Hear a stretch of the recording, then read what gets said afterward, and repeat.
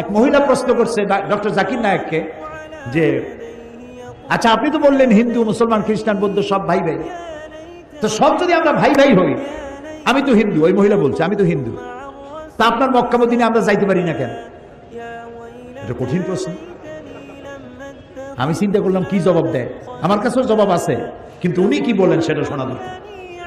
উনি জবাব দিলেন, বোন আপনার বাড়ি কই? কই তো ইন্ডিয়ায়। জন্মস্থান কোথায়? এখানে। বা আমার জন্মস্থান এখানে।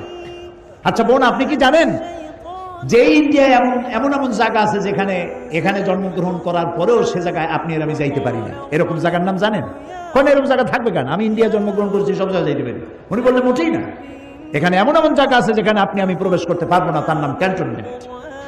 ক্যান্টনমেন্টে আপনিও ঢুকতে পারবেন না, আমি ঢুকতে পারবো না। ক্যান্টনমেন্টে ঢুকবে যারা নিরাপত্তার দায়িত্বে, দেশ রক্ষার দায়িত্বে যারা আছে, যে কোনো মুহূর্তে ডাক দিয়ে পড়ে জান দেওয়ার জন্য, রক্ত দেওয়ার জন্য, জীবন দেওয়ার জন্য ঝাঁপায় পড়বে, সেসব সেনাবাহিনীর জন্যই ক্যান্টনমেন্ট তৈরি করা হয়। ওখানে আপনি আর আমি যাইতে পারবো না। ইসলামের একটা ক্যান্টনমেন্ট আছে, সেটার নাম মক্কা আর মদিনা। ওইখানে ওই সব লোকেরাই যেতে পারে যারা আল্লাহর জন্য জান দিতে পারে, মাল দিতে পারে, রক্ত দিতে পারে। প্রিয় বোন আপনিও যেতে পারবেন, আপনার পাসপোর্টে একটা ভিসা লাগান, ভিসার নাম লা ইলাহা ইল্লাল্লাহু মুহাম্মাদুর রাসূলুল্লাহ, কালকে আপনি মক্কা মদিনা চলে যান। কি সুন্দর জবাব! আমার খালি দোয়াই আসলো যে আল্লাহ তাআলা